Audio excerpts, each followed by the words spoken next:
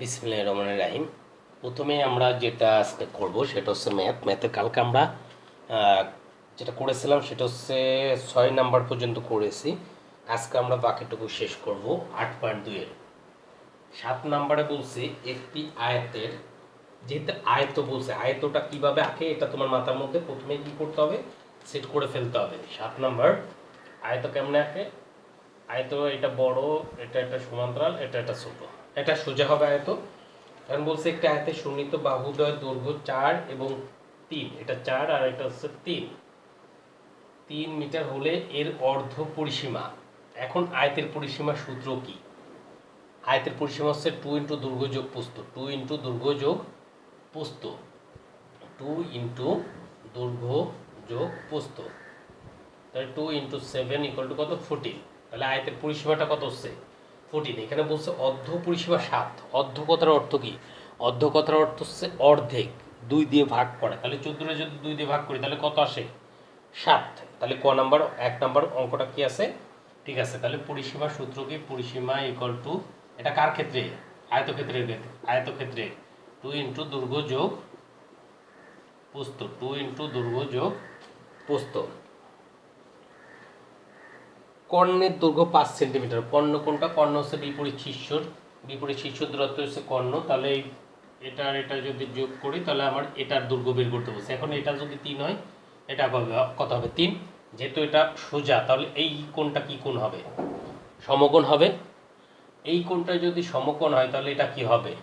অতিভুজ হবে। তাহলে এখন আমার অতিভুজটা বের করতে বলছে। তাহলে কালকে ওটা আমরা করছিলাম, এটা হচ্ছে তারপরে আমরা জানি এটা হচ্ছে 1 নাম্বারটা করলাম, সাথে 2 নাম্বার করতেছি। আমরা জানি না, আমরা জানি না, পিথাগোরাসের সূত্র অনুসারে। পিথাগোরাস কি বলে গেছে? পিথাগোরাসের সূত্র হতে পাই। পিথাগোরাস কি বলছিল? অতিভুজ স্কোয়ার, অতিভুজটা কোনটা? সমকোণের বিপরীত হচ্ছে অতিভুজ। অতিভুজ স্কোয়ার ইকুয়াল টু ভূমি স্কোয়ার প্লাস লম্ব স্কোয়ার। এখন এখানে অতিভুজটা বের করতে বলছে, তাহলে অতিভুজ স্কোয়ার, ভূমিটা কত? ভূমিটা 4, লম্বটা কত? 3, বা অতিভুজ স্কোয়ার 16 যোগ 9, বা অতিভুজ স্কোয়ার ইকুয়াল টু 25, বা অতিভুজের স্কোয়ারটা যদি উঠাই দিই ওই পাশে কী হবে? রুট হবে। অতিভুজ square equal to root over 25। অতএব অতিভুজ ইকুয়াল টু কত? অতিভুজ ইকুয়াল টু 5। তার মানে সাথে 2 নাম্বারে যেটা বলছিল যে কর্ণের দৈর্ঘ্য 5, এই অতিভুজটা হচ্ছে কর্ণ, অতিভুজটা কি? কর্ণ। তাহলে এটা যদি কর্ণ তাহলে এটা দৈর্ঘ্য 5, ওরাও বলেছিল 5, আমরা 5 বের করে ফেললাম। তাহলে এটা ঠিক আছে।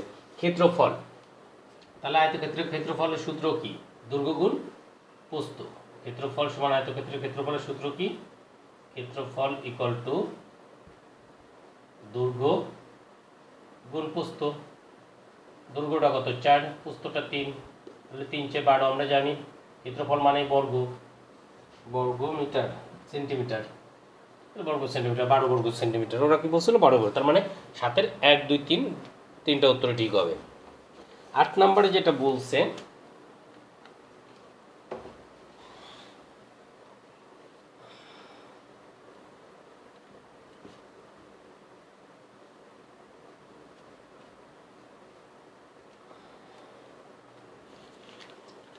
দুইটি সন্নিহিত বাহু দেয়া থাকলে আয়ত আঁকা যায়।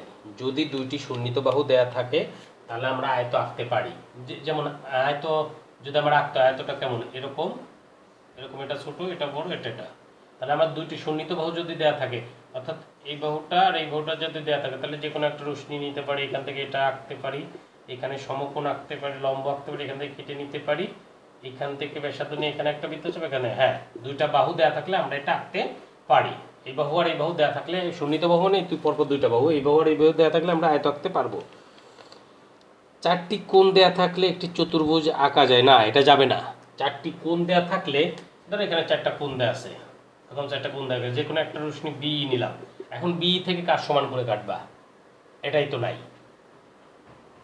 এই জন্য 4টা কোণ থাকলে আমরা আঁকতে পারি, না, বর্গের একটি বাহু দেয়া থাকলে বর্গ আঁকা যায়। হ্যাঁ, বর্গের একটা বাহু থাকলে বর্গ আঁকা যায়। কেমন ভাবে আঁকে বর্গ? যে বর্গের একটা বাহু এ দেয়া আছে, আমরা যে কোনো রশ্মি বি নিই, বি থেকে এ সমান করে বি সি অংশ কেটে নিই। এবার বি বিন্দুতে বি এফ লম্ব, বি ই এফ লম্ব আঁকি। বি এফ থেকে এ সমান করে বি এফ থেকে এ সমান করে বি অংশ কেটে নিই। এবার এ আর সি কে কেন্দ্র করে দুইটা বৃত্তচাপ আঁকবো। এটা যোগ করে দেবো, তাহলে যেটা হলো এটা হচ্ছে কি বর্গ হলো। তাহলে উত্তর 2 নাম্বারটা হবে না, 1 এবং 3 হবে। 9 নাম্বারটা, 9 নাম্বার যেটা দেয়া আছে, 9 নাম্বারে দেয়া আছে একটা চিত্র দেয়া আছে। আমি আগে নিচের চিত্রটাকে, একটা আয়ত আছে এরকম, এটা আছে 6 সেন্টিমিটার, এরকম দুইটা টান দেয়া আছে। তার মানে এটা যেহেতু এটা দুইটা টান, এটা দুইটা টান আছে, এটাও 6 হবে। উপরে দেখো লেখা আছে 8 সেন্টিমিটার, তাহলে এটা যদি 8 হয় তাহলে এটাও কত হবে? 8 সেন্টিমিটার হবে। আর এটা এইখানে যে আরেকটা বাহু আছে, এটাও দুইটা সমান, তার মানে এটাও 6 সেন্টিমিটার দেয়া আছে। অক্ষরগুলো যদি আমি নিই, এটা এ, এটা বি, এটা সি, এটা ডি, এটা ই। আচ্ছা, এটা হলো। এরপরে আমার যেটা বলছে যে এখানে একটা কোণ দেয়া আছে, এই কোণটা আর এই কোণটা হচ্ছে x, অর্থাৎ দুইটা কোণ সমান। ভালো। এখন এখানে বলছে বিডি ইকুয়াল টু কত সেন্টিমিটার? বিডি, বিডি আমার এটা বের করতে বলছে, বিডি বের করতে বলছে। এখন বিডি যেহেতু বের করতে বলছে, এটা লম্ব, তার মানে এখানে তো সমকোণ হয়েছে, এটা আমরা বুঝতেই পারতেছি। এটা যেহেতু আয়ত সমকোণ হয়েছে, তাহলে এটা কোন সূত্রে ফেলানো যায়? পিথাগোরাসের উপপাদ্য অনুসারে। জায়গায় তো নাই, আচ্ছা আমি এই পাশে চলে আসি। পিথাগোরাসের উপপাদ্য থেকে পাই, আমি ছোট করে লিখলাম অতিভুজ স্কয়ার। এখানে অতিভুজটাকে, অতিভুজটা এটা বিডি, তাহলে বিডি স্কয়ার ইকুয়াল টু ভূমি হচ্ছে এবি স্কয়ার। আমি সূত্রটা আর লিখতেছি না, অতিভুজ স্কয়ার ইকুয়াল টু ভূমি স্কয়ার প্লাস লম্ব, আমি একবারে লিখে দিলাম, লম্ব মানে এডি স্কয়ার বা বিডি স্কয়ার। এবির মানটা কত? এবি হচ্ছে 8 স্কয়ার প্লাস 6 স্কয়ার, বা BD square equal to 64 plus 36, বা বিডি স্কয়ার ইকুয়াল টু 100, বা বিডি যদি রুট করলে অতএব বিডি ইকুয়াল টু কত হবে? 10। BD equal to 10। ওরা কত বলছিল? বিডি কত সেন্টিমিটার? তাহলে 10 সেন্টিমিটার হবে। তারপর বলছে তাহলে বিডি হচ্ছে কত? 10, এটা পেলাম 10। এখন বলছে এ বিইডি, এইটার ক্ষেত্রফলটা, পরিসীমাটা বের করতে বলছে। এ বিইডি, এটা পরিসীমা বের করতে হলে এটা হচ্ছে 6, এটা হচ্ছে 8, এইখান থেকে এই পর্যন্ত হচ্ছে এটা 6, এটা 6, তার মানে 12। তাহলে সি ডিইটা লাগবে, ডিটা আগে বের করি। ডিটা বের করতে বললে এটা সমকোণী ত্রিভুজ ধরতে পারি আমরা। এখন তাহলে এটা সমকোণী ত্রিভুজের ক্ষেত্রে আবার সূত্র ফেলো। এটা তো 1 নম্বর ছিল, এটা 2 নম্বরে আমরা করতেছি, 2 না, অর্থাৎ এটা করতেছি 10 নম্বরে যেটা। তাহলে সিডিই সমকোণী ত্রিভুজ, এটা সমকোণের বিপরীত বাহু ত্রিভুজ। তাহলে পিথাগোরাসের উপপাদ্য অনুসারে পাই D square equal to CD square plus C square, বা ডিই স্কয়ার ইকুয়াল টু সিডির মান হচ্ছে 8 প্লাস 6 স্কয়ার, বা ডিই স্কয়ার ইকুয়াল টু 64 36, বা ডিই স্কয়ার ইকুয়াল টু 100। অতএব ডি ইকুয়াল টু কত? 110। তারপরে এটা 10। এখন এটা পরিসীমা বের করতে বলছে, তাহলে 6 আর এটা হলো 12, কারণ এখানে 6 এখানে 6, 6 6 12 আর 8 20 30 আর 6 36, তাহলে পরিসীমাটা কত হবে? 36। এরপরে বলছে বিডিই, এর ক্ষেত্রফল কত? বিইডি এটা যেহেতু সমকোণী ত্রিভুজ, তাহলে এটা আমরা ভূমি ধরতে পারি, আর এটা লম্ব ধরতে পারি। তাহলে বিডিই এটা হাফ গুণ ভূমি গুণ উচ্চতা, হাফ গুণ ভূমি, তার মানে এটা হচ্ছে কত? 6 6 12, উচ্চতা কত? 8, এটা কাটলে 6, এটা কাটলে কত? 6টা 48 হয়ে গেছে ত্রিভুজের ক্ষেত্রফল। কারণ সমকোণী ত্রিভুজ, এটা হচ্ছে সমকোণী, এখানে যে ত্রিভুজটা আছে এখানে সমকোণ যেহেতু উৎপন্ন হয়েছে, এরকম সমকোণ যদি এখানে উৎপন্ন হয়, তার মানে এটা আমরা লম্ব ধরে নিতে পারি, আর এটা হচ্ছে ভূমি ধরতে হয়। তাহলে হাফ গুণ ভূমি গুণ উচ্চতা আমরা সূত্র ফেললাম। এরপরে আমরা যেটা করব, এরপরে করব হচ্ছে এবিইডি চতুর্ভুজের ক্ষেত্রফল বলছে। তাহলে আমরা এবিইডি চতুর্ভুজের ক্ষেত্রফল যদি বের করতে চাই, আমি এটার ক্ষেত্রফল কত পাইছি 48, এই পুরাটার ক্ষেত্রফল 48 পেয়ে গেছি। আমি এইটার ক্ষেত্রফল বের করি, তাহলে এটা হচ্ছে সমকোণ। তাহলে হাফ গুণ ভূমি গুণ উচ্চতা, হাফ গুণ ভূমি গুণ উচ্চতা, এটা লেখা 424, 24 আর 48 যোগ করো 2, 72। তাহলে মোট কত হবে 72 সেন্টিমিটার হবে। এটাই ছিল আমার ম্যাথ। এখন এই ম্যাথে যদি কারো কোনো নাম্বার 1 থেকে 12 পর্যন্ত কারো কোথাও কোনো সমস্যা থাকে আমাকে অবশ্যই বলবা, আর যেগুলো করাইলাম এগুলো এইচডব্লিউ করে পাঠাবা। যদি কারো কোনো সমস্যা হয় অবশ্যই বলবা, নাহলে তুমি কিন্তু আস্তে আস্তে এইগুলা করতে করতে আমরা আস্তে আস্তে ম্যাথের একদম অনেক ভালো পেরে যাব। তা আপাতত যেটুকু বুঝাচ্ছে এটুকু বুঝতে থাকো, করতে থাকো, নিজের চেষ্টাটা এখন মেন, টিচারের থেকেও।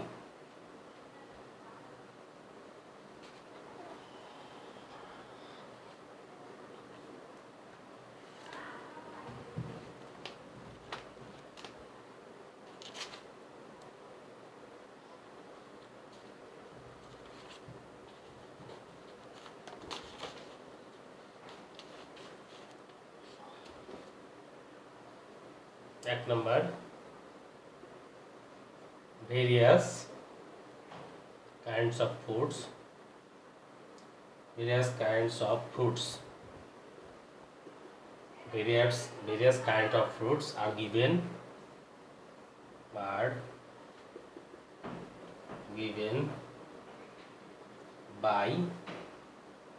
them। এটা অ্যাক্টিভে নিতে বলছে। অ্যাক্টিভ বললে আমি প্রথমে বলছি অ্যাক্টিভ দুই ধরনের, একটা হচ্ছে সহজ, একটা হচ্ছে কঠিন।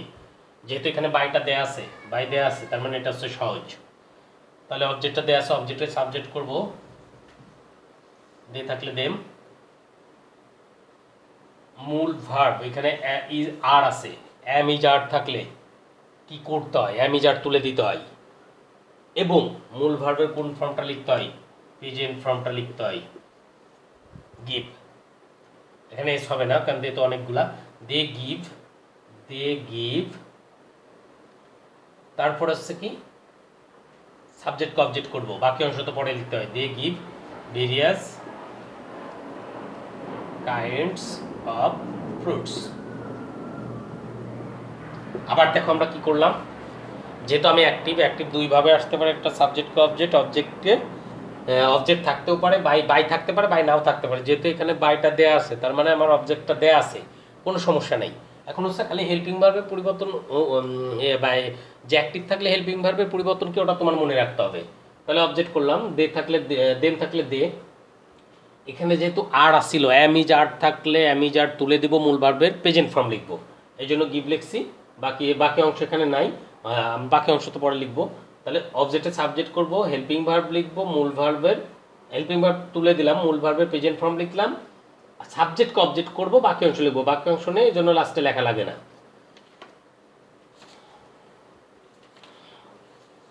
এরপরে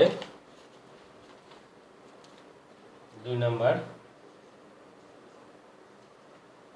মিনি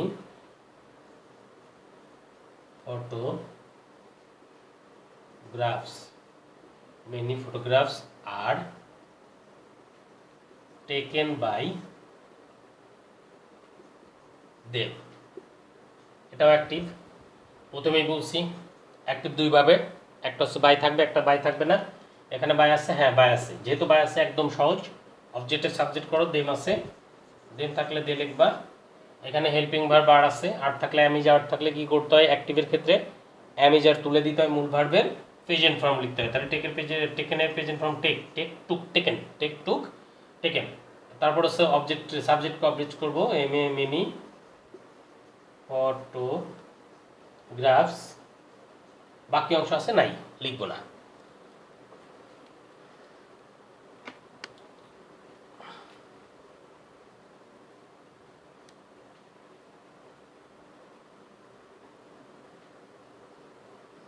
তারপরে আমার মনে হয় যে তাহলে বাই থাকলে, বাই তো একদম সহজ, তোমরা এটা পারবা। তারপর আমরা করতে থাকবো, অনেকগুলো করব।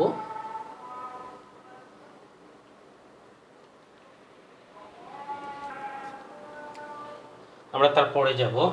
তারপরে যেটা আছে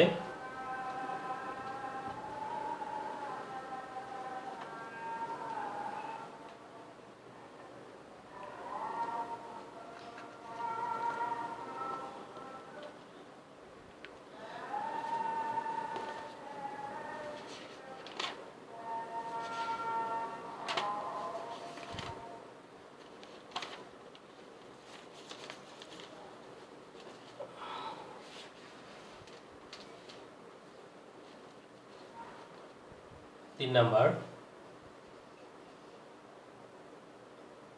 the habit of reading books should be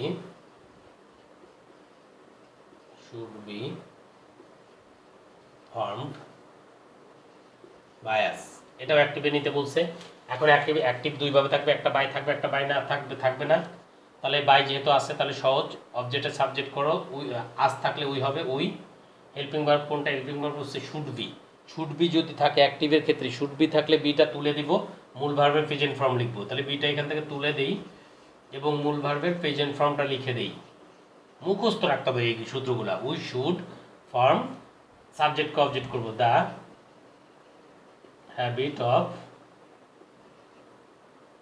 habit of reading books। বাকি অংশ নাই, সো বাকি অংশ লিখবো না, যদি থাকতো তাহলে লিখতাম। নেক্সট, তারপরে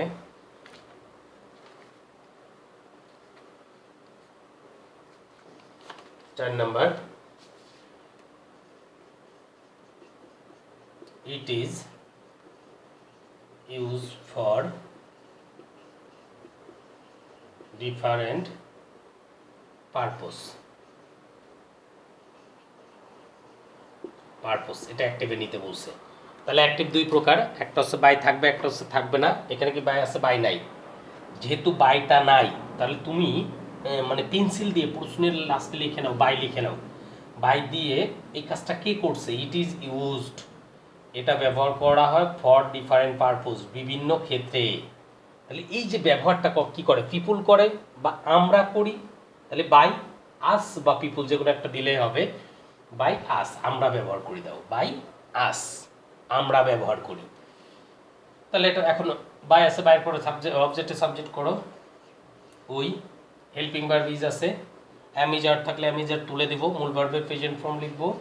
উই ইউজ, সাবজেক্ট অবজেক্ট করব ইট। বাকি অংশটা কোথায় যায়? অ্যাক্টিভের ক্ষেত্রে লাস্টে। We use it for different purpose. তাহলে we use it for different purpose, আমরা এটা বিভিন্ন ক্ষেত্রে কি করতে পারি? ব্যবহার করতে পারি।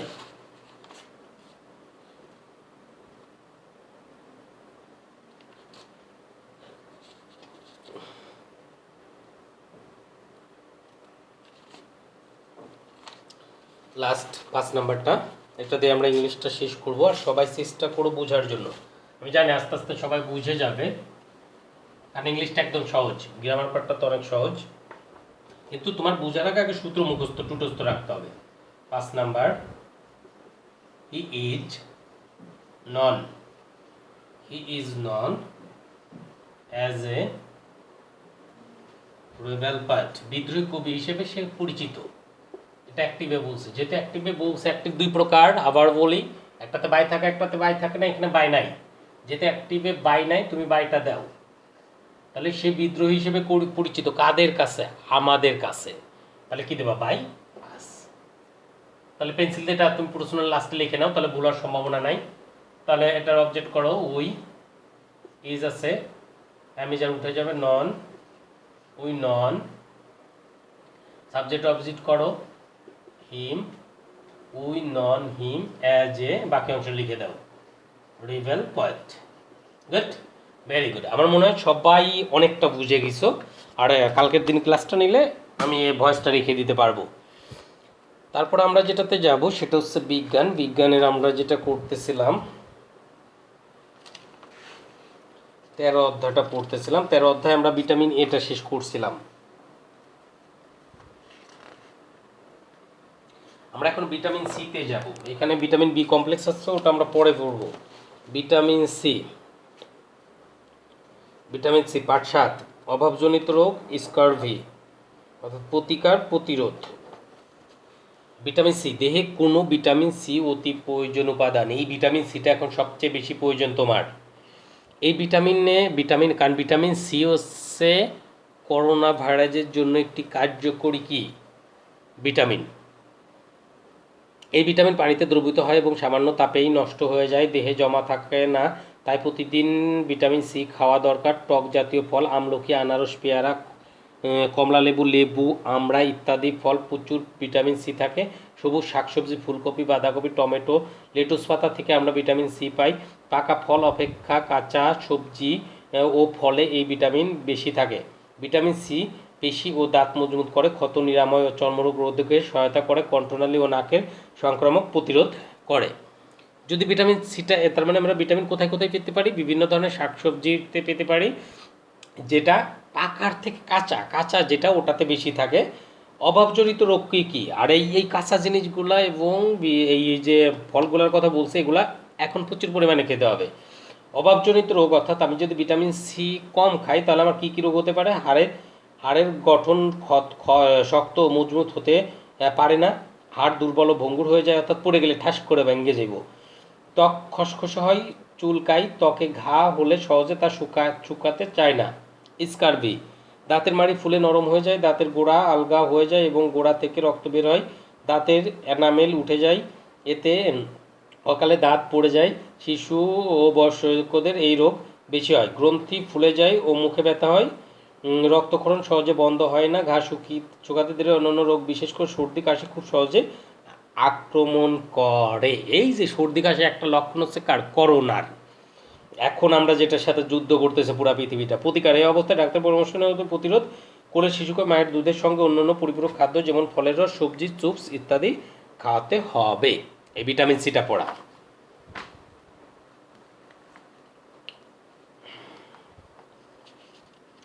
এরপরে ধর্মেতে আমরা যেটা পড়তেছিলাম, হজরত মুসা আলাইহিস সালামের তাওরাত লাভ। আজকে আমি 3টা প্রশ্ন লিখে দেবো, এই 3টা প্রশ্ন কমপ্লিট করবো রিভিশনে, কারণ আমার এই পার্টটা শেষ।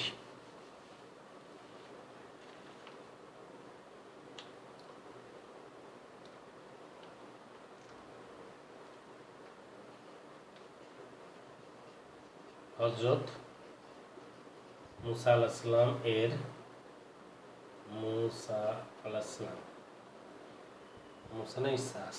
হজরত ঈসা আলাইহিস সালাম এর মুজিজা বর্ণনা করো, অর্থাৎ অলৌকিক ক্ষমতাগুলোর বর্ণনা দাও। 2 নাম্বার,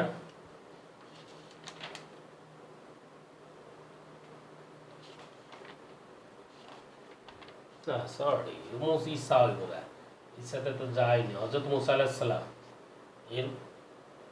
এর হযরত মুসা আলাইহিস সালামের আগমনের বর্ণনা দাও, অর্থাৎ উনি কিভাবে পৃথিবীতে আসলেন। হযরত মুসা আলাইহিস সালাম এর মদায়ানে হিজরতের বর্ণনা দাও। যেহেতু প্রশ্ন তো আসবে না, দাঁড়িয়ে আসবে। 3 নাম্বার, হযরত মুসা আলাইহিস সালাম এর তাওরাত লাভের বর্ণনা দাও। এই 3টা প্রশ্ন পড়বা, এইচডব্লিউ করে আমাকে পাঠাবা। এরপরে আমরা চলে যাব সমাজে।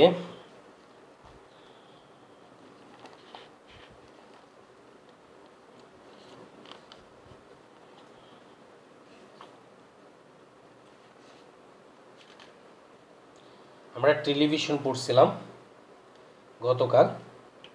আজকে তথ্য ও যোগাযোগ প্রযুক্তির প্রভাব এবং ইলেকট্রনিক মেল অর্থাৎ ইমেল যেটা আর কি বলে, এই দুটো আমরা পড়বো আজকে। ইন্টারনেট প্রযুক্তি বর্তমান দেশ বা তথ্য ও যোগাযোগ প্রযুক্তির প্রভাবটা আমি পড়তেছি।